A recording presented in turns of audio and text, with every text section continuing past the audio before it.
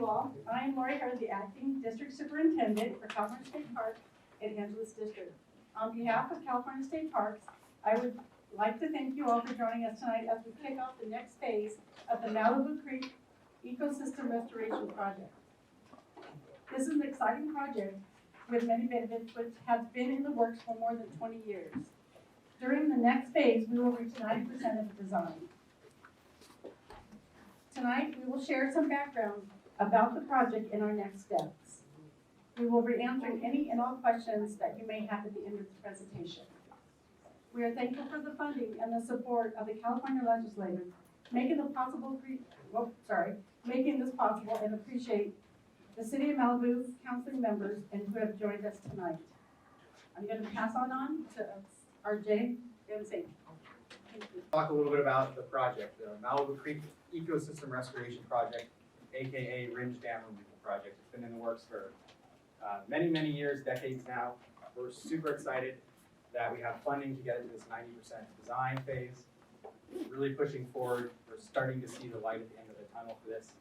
So in the very broad, basic form, the project is removal of Rindge Dam, the 780,000 cubic yards of sediment behind that dam, and then modification or removal of 8 upstream barriers that are along Cold Creeks and Las Virgenes Creeks. Go to the next, please. So where is Rindge Dam? I'm sure lots of you know, but maybe not everyone. Maybe not everyone has actually seen it. It's a pretty cool sight to see. So it's 3 miles upstream from Malibu Lagoon on Malibu Creek. It's right along Malibu Canyon Road, but you can't really see it from the road, so I think lots of people probably drive by it. You never really know it's there.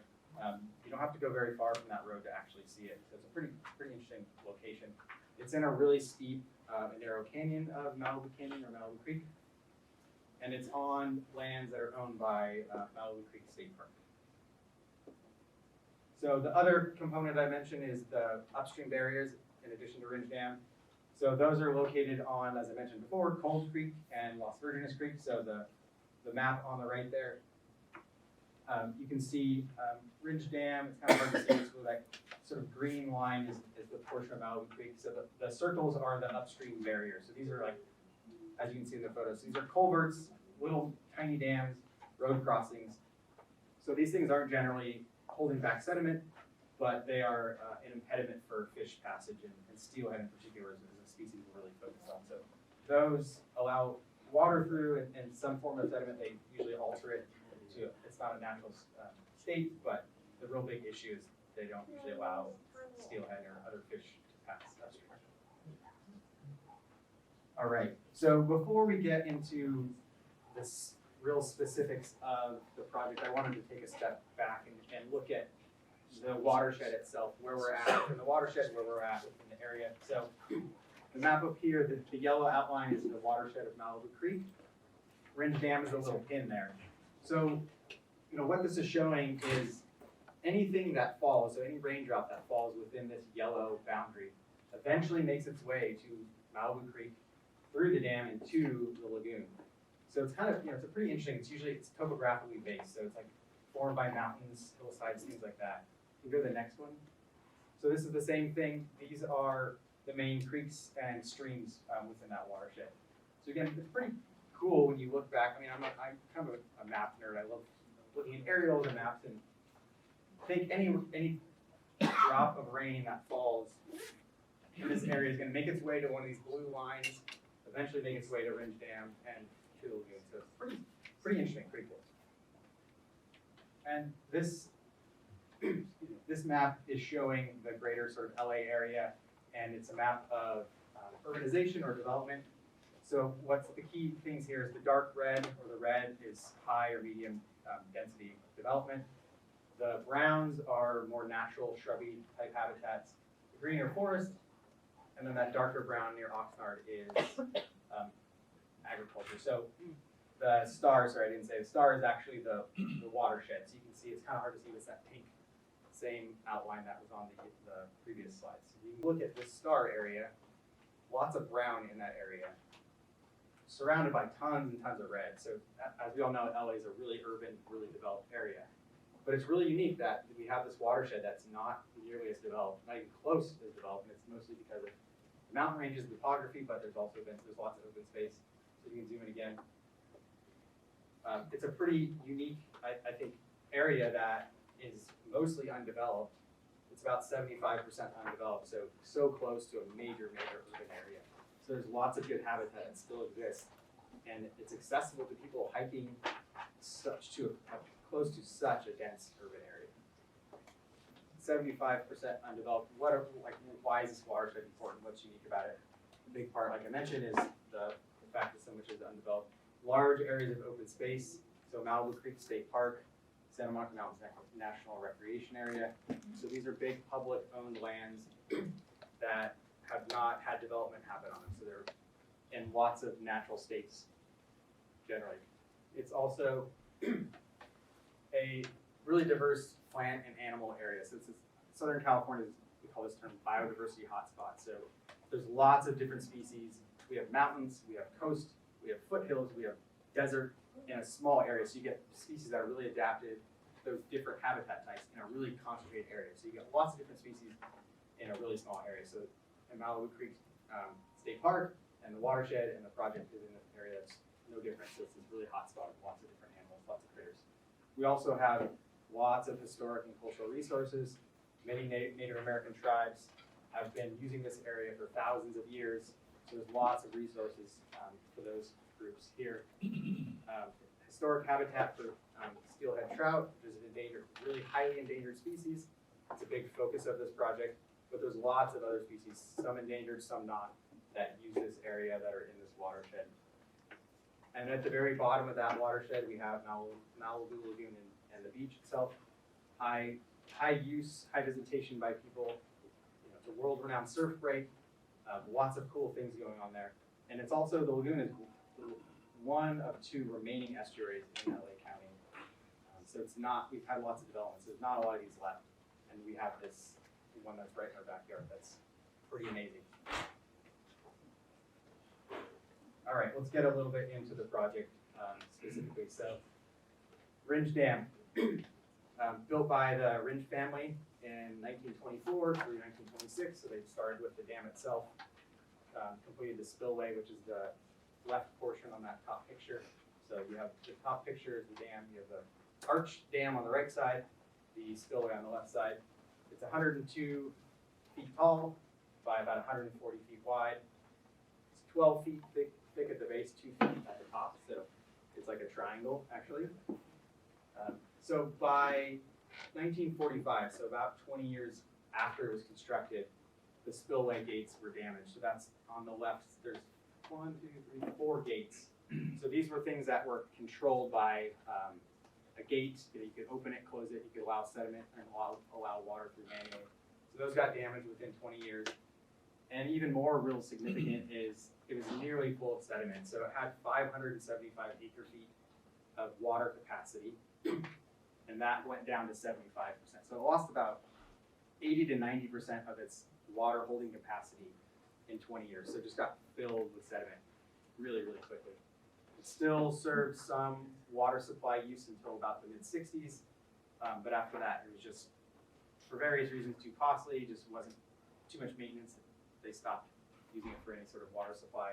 It was officially decommissioned in 1967, and then in 1976, as part of the State Parks acquisition, the dam was included in Malibu Creek State Park.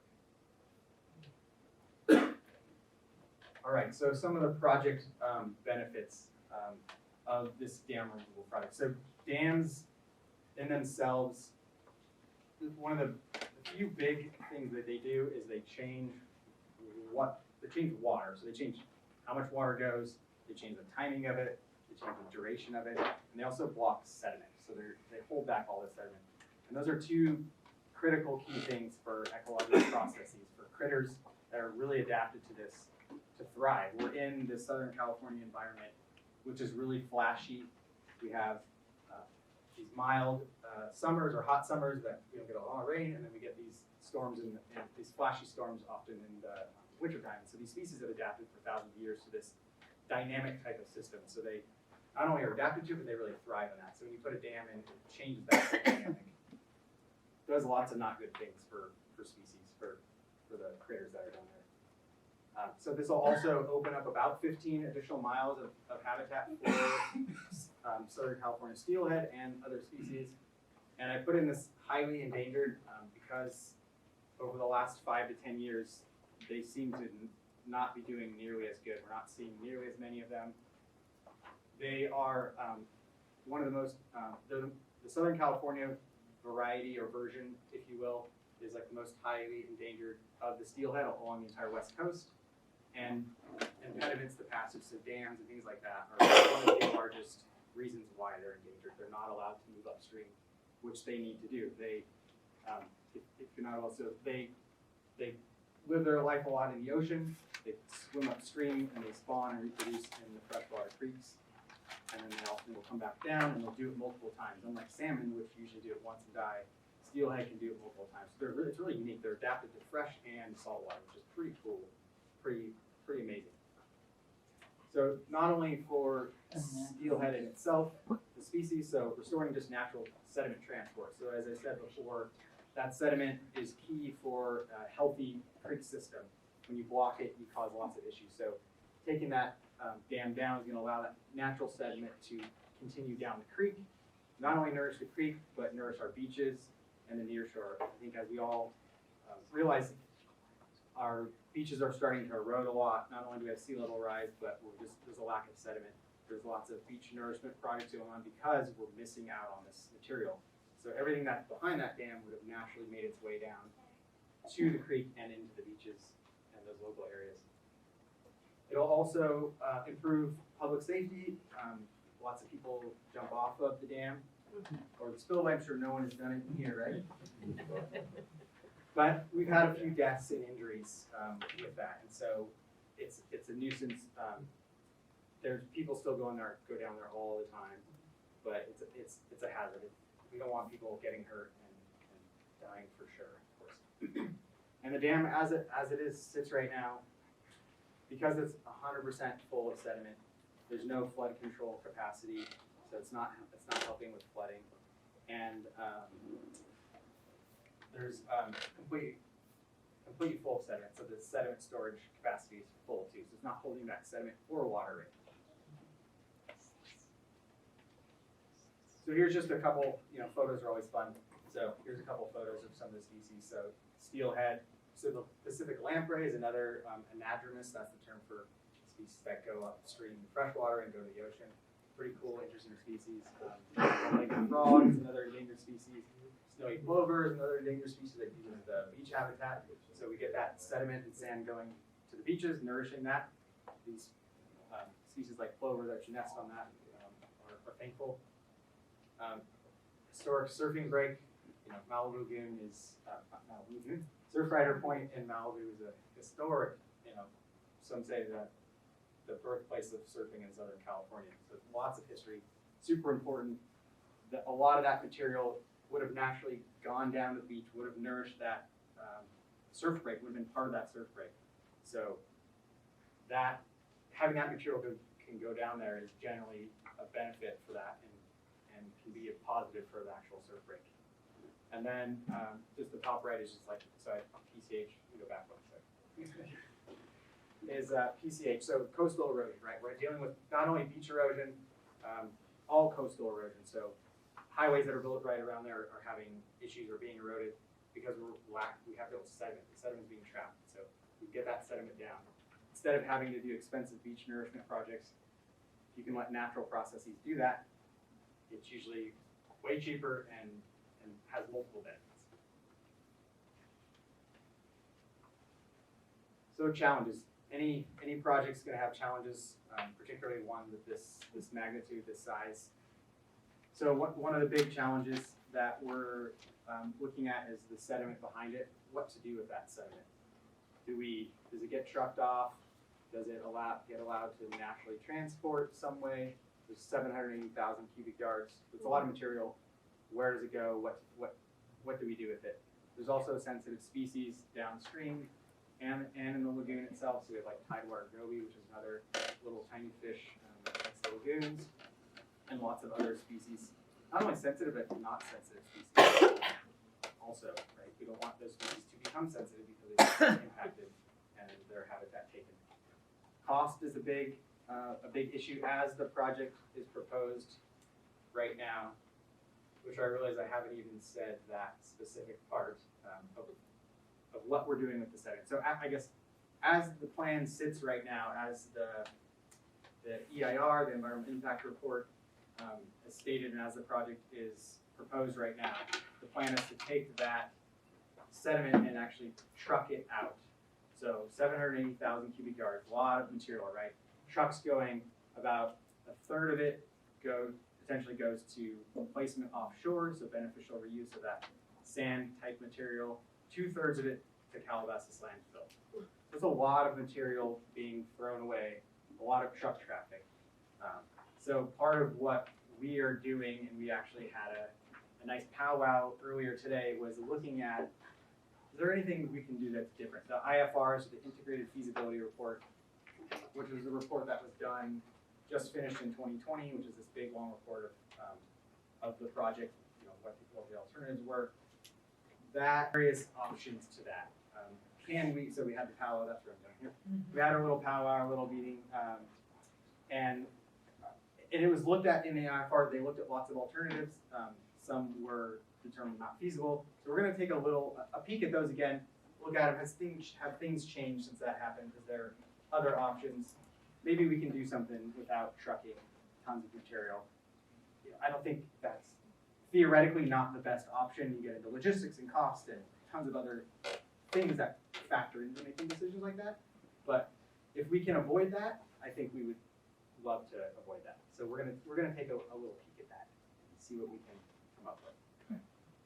So that's the cost for trucking is you know, really expensive. The truck traffic, greenhouse gas emissions, et cetera, et cetera. So we're gonna look at that again. That's another one of our challenges. And then so downstream flooding is another issue we need to look at. We don't want to exacerbate any flooding that's happening downstream or that may happen downstream. We want to make sure that our project is not causing any additional flooding. So that's something we're going to take closer. So we're going to do various modeling, hydrology modeling, so where the water's going, sediment transport modeling. Some of that was done before, but we're doing some more in-depth versions of that. We're doing 2-dimensional as opposed to 1-dimensional modeling. So we're going to get a better handle on where specifically that material is going, where that water is going, so we can really understand the flooding or the impact from that. Just a thought, currently Rindge Dam is not providing any flood protection, 0. Correct. Right, so That was that's, on my slide. right, just making sure that's on everybody's radar. Yes, thank you. Okay, next. Okay, timeline. So where have we been? Where are we going? So 1992, the U.S. House of Representatives authorized this feasibility study to look at Malibu area, and I actually don't even know offhand like the specifics, but it was looking at flooding of the Malibu area and ecosystem restoration, and like it was between like Fort Wainini and Santa Monica Bay or something to that effect. It was like sort of a bigger area. The feasibility study wasn't completed until 2017. Don't ask me why. I don't know. I'm sure someone might actually know, but I don't know the details of why. It took a long time for whatever reason. 2020 is when we had this feasibility report. So we looked at all these alternatives, looked at the project, analyzed all the impacts, and the environmental impact report and statements. So it's a state and federal report requirement got finished. In 2021, the state allocated about $12.5 million, which was huge. That's why we're here now, getting to this point, to get to this 90% design. So taking this project, this theoretical project in this feasibility report, doing all the additional studies, design, engineering, all these smart people up here working hard to get it to like something of a concrete project, to 90% level. Like, what are we going to do specifically? How is this project going to get implemented? So we got that in 2021.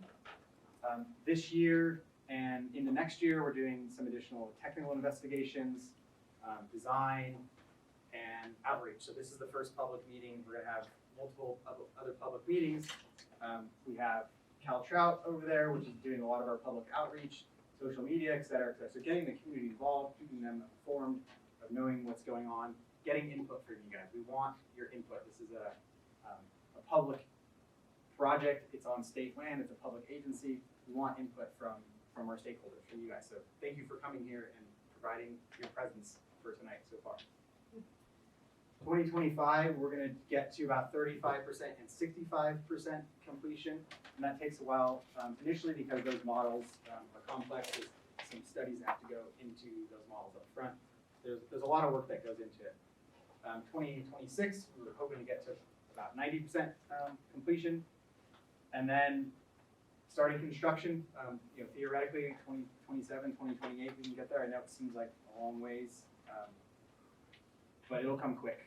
It'll come really fast.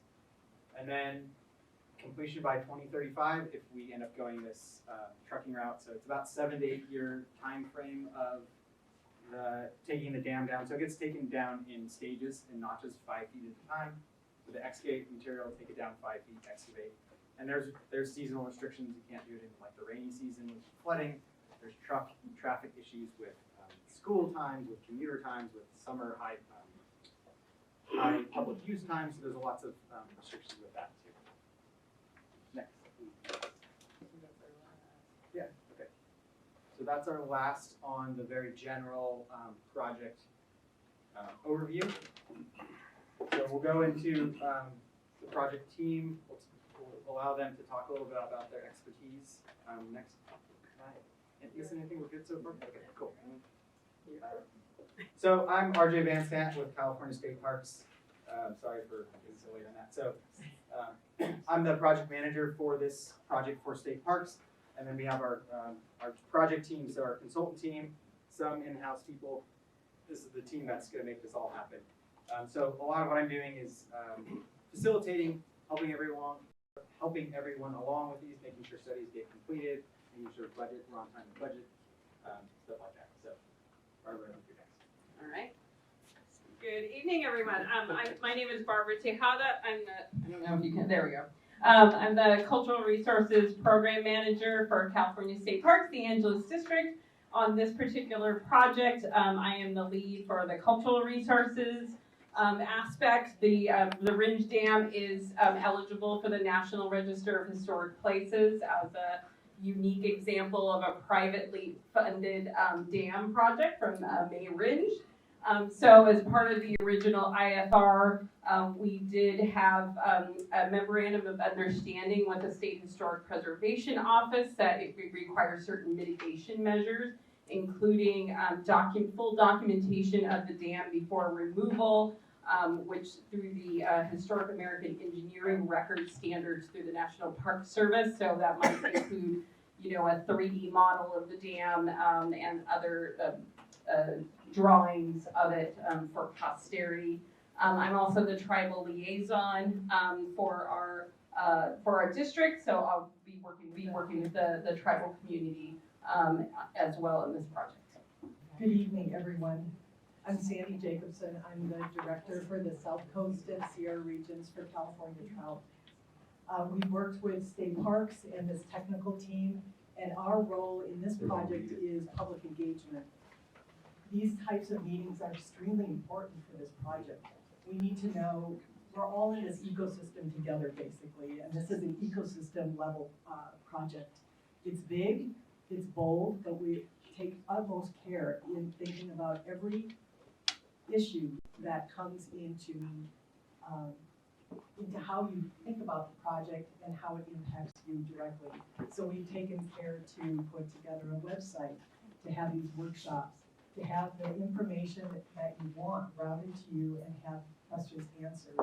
And so we're at the beginning of this journey. It's been a long one to this date, but you can just tell that the momentum of this project with the citizens in mind of Malibu is now starting to really take shape. The project itself has defined elements, but now we're able to pull some levers to make it acceptable and to make it real for all of you, and so that you can have pride when you look at Malibu Canyon, that it's beautiful. It doesn't have a big chunk of concrete in the middle of it. That steelhead are able to go from the ocean to the headwaters and back again. One of our, at CalTrout, Russell Marlowe and I, we run coalitions in Ventura and down in San Diego. and we implement the federal recovery plan. And so for steelhead, there are very few left. They are present and they are opportunistic. Like when something opens up, when a river opens up, they're there. When a sandberm breaks after a big storm, they're there trying to get up. So these are the kinds of, just it's a biological web that we are able to be part of and really promote biodiversity as well as a thriving community that supports this sort of project. So I also want to say, introduce you to Judy Euthus. She's our public engagement specialist, and I'll tell you a little bit more about like what CalTrout does and things at the end. But I just want to really welcome you and let you know that we're listening and that we'll address questions and make it a process that you understand. And knowledge is power, basically. So that's where we're going. Hey everybody, my name is Kevin Jensen. I'm a civil engineer with McMillen. McMillen's a design build consulting firm. We work primarily in water resources. We do a lot with dam removal projects. We're the owner's engineer on the Klamath Dam removal project at the moment. Some of you have heard of it. I personally am working on other dam removal projects as well in California. My background is in eco-hydraulics, which is kind of a fancy word for fish passage engineering. And working for a design build firm, I have some exposure with large capital civil projects, so a lot of construction experience, and I hope to bring that to bear on this project. My role in this project is the project manager for the consultant team, which is sitting here.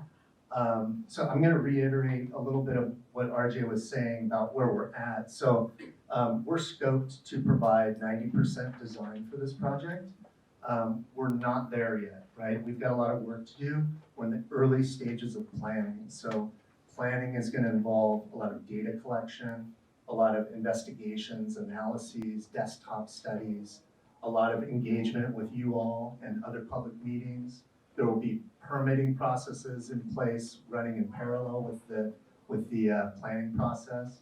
And then at the outcome of that, hopefully we get to this nice, coherent, cohesive approach to removing Rindge Dam. So that's the hope, that's the goal. We have basically handpicked the team. These are subject matter experts in their fields. We really have the best in the West here. So I'm going to hand it off to Wendy, who's going to introduce herself. Thanks, Kevin. Good evening, everyone. I'm Wendy Katagi with Stillwater Sciences. We have an office right here in Los Angeles, and a lot of our colleagues here are in some of our other offices. My background basically is in ecosystem restoration and watershed implementation of our great planning projects that we've seen over the past 3 decades or so that I've been in the business anyway. And my role on the project is basically deputy project manager, so assisting Kevin and our whole team to make sure that we're integrating the input from all of the community, our experts. We have many technical experts on the project, integrating our regulatory agencies, so the Army Corps, Regional Board, Fish and Wildlife, U.S. Fish and Wildlife, and others, National Marine Fisheries Service for the steelhead, and largely wanting to move this project forward in a very expedited manner. So we're trying to maximize every opportunity to cut the green tape. So the state of California has a lot of neat things going on in terms of cutting through the red tape. And so we're working to see some of those implemented for this project as well, for the upstream barriers. So that's very exciting, and we're glad that you are here. Our team is very much focused on having the input from the public be part of this process. So thank you for being here. Hi, I'm Chris Webb, and I work with a firm named Moffat Nichol, and we're coastal and ocean engineers. And I'm a coastal scientist with the privilege of being able to work on this, and by the way, it's a pleasure to be here tonight with you.